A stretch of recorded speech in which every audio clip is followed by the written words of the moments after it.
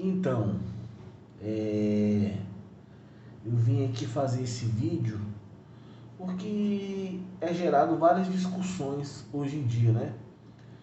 O coronavírus, Covid-19, tem alguma coisa escrito na Bíblia? Tá falando alguma coisa na Bíblia, né? Nós sabemos muito bem que o planeta, que o mundo está vivendo os últimos momentos, né? Guerras, fome, destruição, mas nada muito específico sobre essa situação na Bíblia.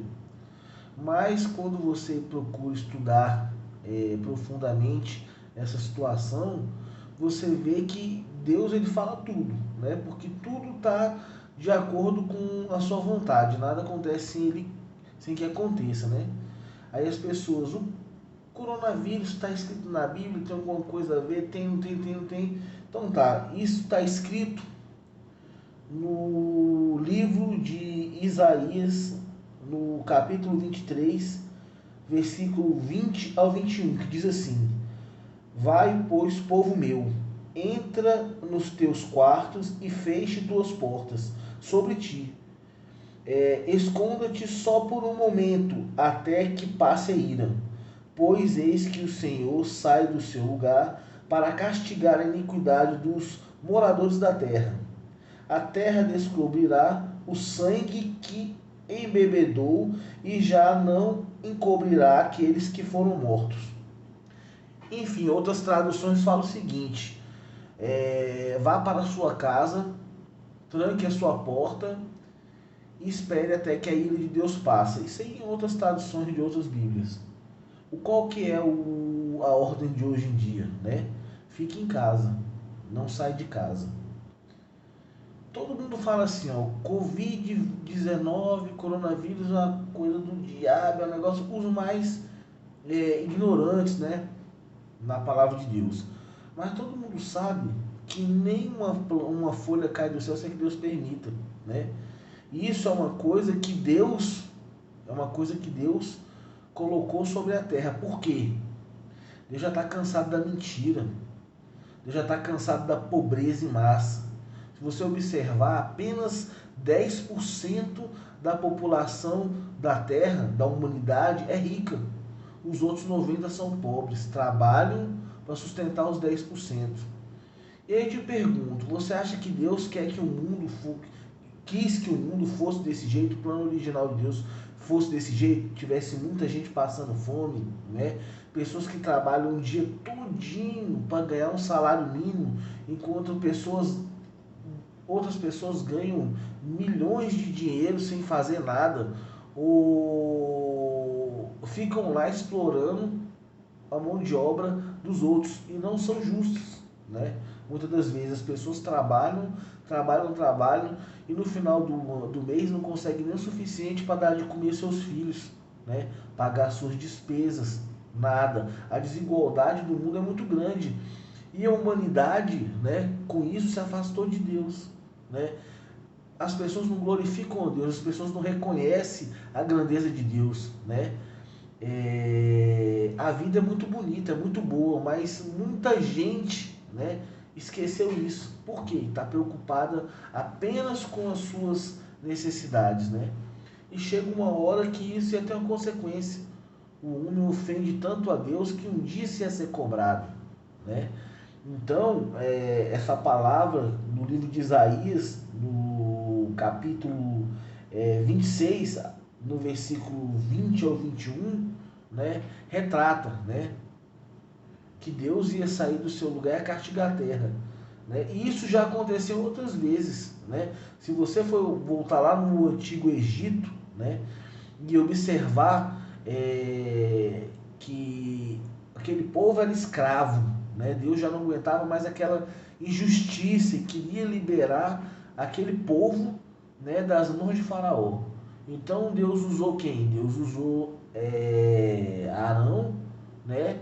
E Deus usou Moisés. Então houve vários avisos, né? Houve várias intimações de Deus para Faraó.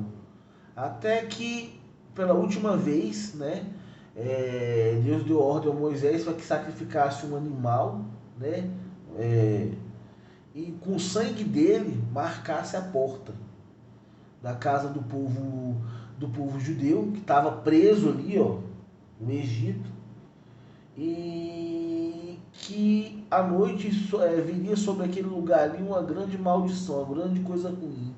E o que é isso? Né? Nada mais, nada menos foi que o anjo da morte passou ali, e onde tinha marca de sangue, né? Resultado da ordem de Deus, né?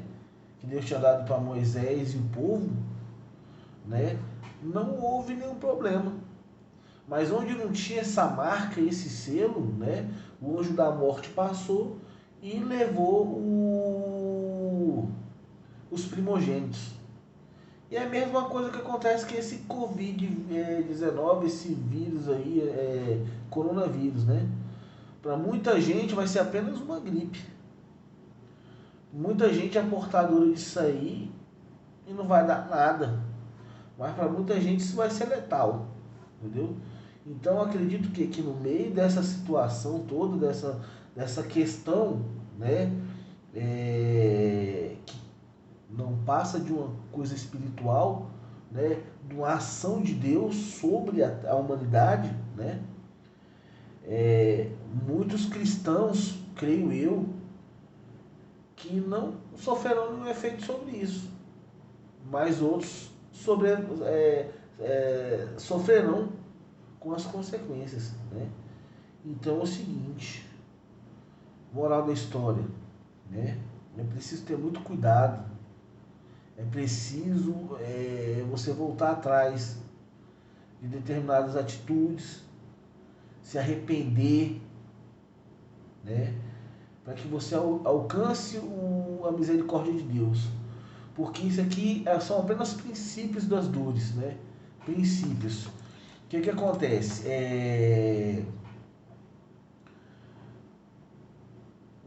Se você se contaminar com coronavírus, você pode ter uma solução para a sua vida. Você pode se recuperar. Mas se isso não fosse o coronavírus, fosse o arrebatamento, se você não fosse, você ficasse, você não teria uma segunda alternativa de ser arrebatado, né? Que o arrebatamento vai ser só um.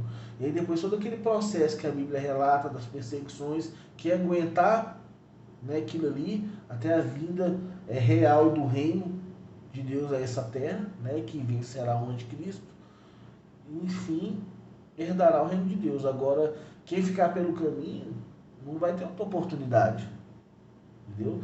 Então isso é um caso a se pensar, entendeu? Hoje em dia você vê muita palhaçada na televisão, as pessoas estão vendo as coisas acontecer, né? E elas não têm explicação, elas não sabem o que dizer, né? Ninguém sabe explicar nada de que é, de onde veio, o que aconteceu, mas ainda assim fazem palhaçada com o nome de Deus, né? Ora, se Deus não quiser, não existe cura de nada. Se Deus não quiser, não existe solução para nada, entendeu? A coisa vai só piorando, piorando, piorando, piorando, né? E o mundo vai entrar numa calamidade. Por quê? A ordem, fique-se em casa. A Bíblia fala, ó, entra para tua casa e fica lá, até que a ira de Deus passe, né? E até a ira de Deus passar, aconteceu muita coisa, entendeu? E não é só questões de saúde, né? Entra questões financeiras, entram questões globais do mundo da economia, né? Aquilo que era ruim vai ficando pior. Quem não tem dinheiro vai ficando sem mais dinheiro ainda, até que chega-se um ponto que as pessoas terão que roubar, né? Saquear supermercados, né? Sequestrar as outras, matar as outras, para poder manter uma alimentação para sua família, né? Enquanto muitos por aí, muitos não, uma pequena parte, vão estar sempre ganhando cada vez mais, né? Lucrando cada vez mais com a desgraça dos outros. Você vê uma grande situação real são as farmácias, que é absurdo, né? Uma caixa de máscara antigamente custava o quê? R$10. 5, 10 reais, um negócio assim. Hoje uma caixa de máscara custa 50 reais, pô. Um vidrinho de álcool gel custava centavos. Hoje é o que? Chega a 10 reais, né? É um absurdo. Uma caixa de luva era coisa de 2 e pouco. Hoje, né, chega a 30, a 40. Então é isso aí, né? A humanidade passando por dificuldade, as pessoas em vez de ajudarem umas às outras, né? As pessoas só estão querendo tomar proveito da situação, né? Você vê, ó, botijão de gás em falta, o nego pega e mete lá em cima, 120 reais um botijão de gás, né? Onde já se viu um negócio desse? Precisou uma desgraça dessa no mundo, uma calamidade dessa no mundo, as pessoas ficarem em casa, né, para poder a gasolina baixar. Né? A gasolina estava 5 reais, hoje já voltou para 3,50. Né? O álcool que já ia beirando aos 4 reais voltou para 3 reais. Por quê? Tá todo mundo em casa, ninguém trabalha, ninguém sai de carro, né? Quem vai abastecer? E o combustível vai ficando acumulado nos postos, entendeu? Então precisou de uma coisa dessa terrível, né? Para que se houvesse uma redução de preço em algumas coisas. Mas em contrapartidas e outras coisas, a alimentação foi lá para cima, né? Enfim, as pessoas estão procurando, em vez de ajudar as outras, uma solução, estão procurando explorar cada vez mais as outras e fazendo coisas ainda piores que ainda aborrece a Deus. Aí eu fico imaginando, a ira de Deus nunca vai passar. A gente vai ter que ficar escondido dentro de casa o tempo todo, né? Enfim, eu estava aqui, agora são meia-noite e 47, né? No dia 14/5 do ano de 2020, eu estava aqui estudando essas questões, né, da Bíblia. Eu não consigo dormir direito, né? Deus tem me incomodado assim, Deus tem me dado uns sonhos, umas coisas estranhas, uns negócios. Mas na realidade sempre tive isso, né, desde pequeno. Deus sempre me incomodou de madrugada, eu nunca consegui dormir direito. Mas nesses últimos dias tem sido meio assim estranho. Pior, eu tava dormindo com a minha filha, comecei a sonhar que eu tinha provocado uma situação que surgiu um dragão. Um dragãozinho pequeno, de repente esse dragão foi ficando enorme, enorme, enorme, na tentativa de corromper esse dragão, de matar esse dragão. Acabei que numa situação libertei esse dragão, tentei conter o dragão me mordeu e uma confusão, enfim, é uns negócios metafórico, né? Que você tem que pedir muito discernimento para Deus, para que você possa entender, interpretar e realmente saber o que Deus quer falar, porque Deus está falando, né? Da mesma forma que Deus está falando comigo, Ele está falando com você também. Então é preciso que se mantenha uma sensibilidade espiritual. Nesse momento do mundo, é necessário que a gente possa cada vez mais estar disposto a ouvir o que o Espírito diz, o Espírito de Deus, né? E é interessante que você vê, né? Eu fui de uma igreja 10 anos e eu procurei fazer o que eu podia fazer nessa igreja, né? Eu, como músico, chegava cedo e era o último que saía, né? Porque eu levava meu equipamento e tudo. E aí comecei a ser perseguido nessa igreja pelo ministro de música, né? E eu fui perguntar para ele por que sempre o meu instrumento de sopro, né, o sax, é mais baixo que os outros, né? Aconteceu alguma coisa? Ele virou para mim e falou o seguinte: porque eu acho que na equipe de louvor não tem que ter instrumento de sopro. Eu falei, mas por que isso? Não é nem para você, isso é para Deus, as pessoas da igreja gostam, mas eu acho que não precisa. Aí passou muito tempo, né? Já se passaram bastante tempo, não sei se já se passaram, acho que uns 5, 6 anos. Eu fui para outra igreja, estou em outra igreja muito boa, onde o pastor é um cara muito bacana, muito meu amigo, né? O pessoal da equipe de louvor é muito bacana, são os músicos muito bons e profissionais, né? E aí eu fico vendo, hoje você vê como é que as coisas estão assim, redundante, você, no seu nível de arrogância, se apropria de uma coisa que é de Deus e fala, é minha, e eu não quero que seja feita assim, vai ser do jeito que eu faço. Chegamos num momento que nem culto tem, ninguém pode ir para a igreja, né? Nem eu, como músico posso tocar, e nem o cara que disse que ele era dono da igreja, que aconteceu o que ele queria na igreja, tá podendo cantar também, tá podendo ir para a igreja, né? Chegou um ponto que Deus falou um basta, nada tá me agradando, entendeu? Porque a grande perseguição da igreja começa dentro da igreja. É cristão perseguindo outro cristão. Porque o que acontece? Existem pessoas na igreja que são extremamente sinceras com Deus, né? E essas pessoas conseguem receber o melhor de Deus, né?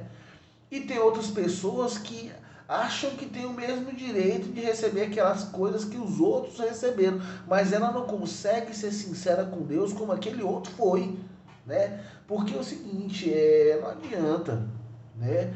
Você na igreja acontece aquilo que Deus quer. Deus dá para quem ele acha que é sincero, para quem que merece. Tudo na vida é questão de fé e merecimento.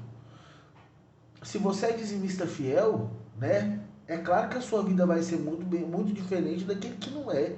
Né? A Bíblia fala no livro de Malaquias: faz uma prova de mim, traz para minha casa o dízimo, faz uma prova, senão vou abrir as janelas do céu.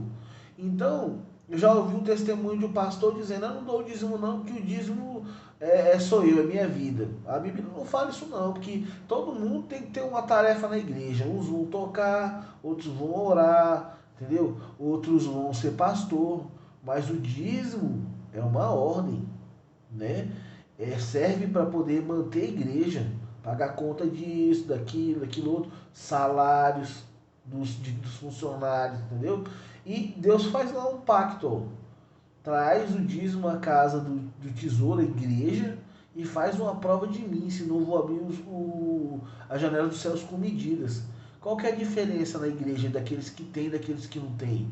Daqueles que são abençoados que não são? O dízimo não é para você tirar da sua carteira a 10ª parte e entregar para Deus de qualquer jeito. Não é.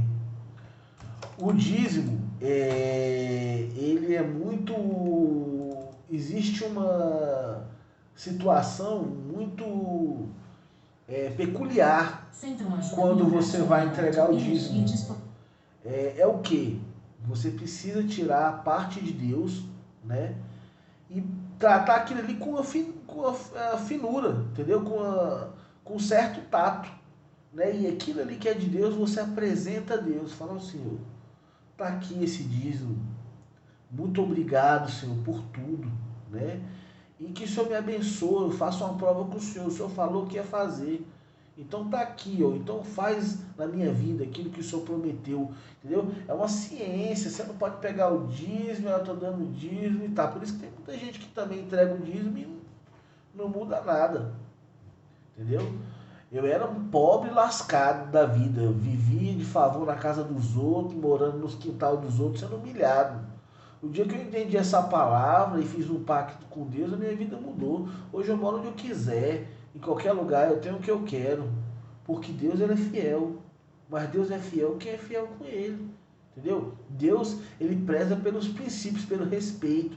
Você tem que respeitar o seu irmão na igreja. Não é porque tu acha que você é melhor que ele, você vai humilhar o seu irmão, né? Não é porque você acha que, vou falar no caso do músico, né? Eu sou formado pela Escola de Música de Brasília e fiz faculdade, entendeu? De música, sou licenciado. Mas não é por isso que eu vou chegar com outro irmão que não sabe tocar, vou humilhar ele, porque Deus me deu a oportunidade de estudar. Porque eu peguei, corri muito atrás e me esforcei, mas o meu irmão pode ser que não tenha tido a oportunidade, mas ele está lá fazendo de coração. E tem muita gente na igreja que não respeita isso. E Deus fica irritado. Então, eu acho que esse momento que a gente está vivendo, né, de reclusão, que é um momento de reclusão. Você não pode ir para a igreja, você não pode trabalhar, você não pode fazer nada. É momento de se pensar o que está sendo feito de errado, né? Porque às vezes a gente acha que a gente é muito certo, que a gente é muito bom e não é não. Entendeu? Que você é dono da igreja, que você manda na igreja, que ó, eu sou líder da equipe de louvor, eu faço o que eu quiser. Eu quero dizer para você o seguinte, ó, a equipe de louvor é de Deus, não é sua. Você que é ministro de música, você que é líder de equipe de louvor, que se acha o dono de alguma coisa, você não é. Cada vida que está ali, ó, foi Deus que trouxe. E se alguém tem algum problema, Deus é que resolve com cada um. Na Bíblia não fala? Como é que um cego pode guiar o outro? Primeiro tira a trave do seu olho para tirar o cisco do olho do seu irmão. A Bíblia diz isso. Então, meus irmãos, eu não vou nem me aprofundar mais nesse vídeo, né? Porque para não ficar comprido e cansativo, né? Eu queria compartilhar com vocês algumas coisas desse tipo, né, bíblico, né, esclarecer que tem muita gente que está na igreja e está viajando, né, e o coronavírus está na Bíblia, tudo está na Bíblia, entendeu? Tudo está na Bíblia, entendeu? Tudo. Aí nego critica isso, critica aquilo outro. Quando o presidente chama a nação para fazer jejum e oração, ele fica debochando. Eu quero agradecer a todos vocês que gastaram esses 20 e poucos minutos para escutar esse vídeo, né, para ouvir, e futuramente eu gravarei mais algumas outras coisas aí e vamos estar compartilhando e trocando uma ideia. Boa noite para todos e muito obrigado. Deus abençoe.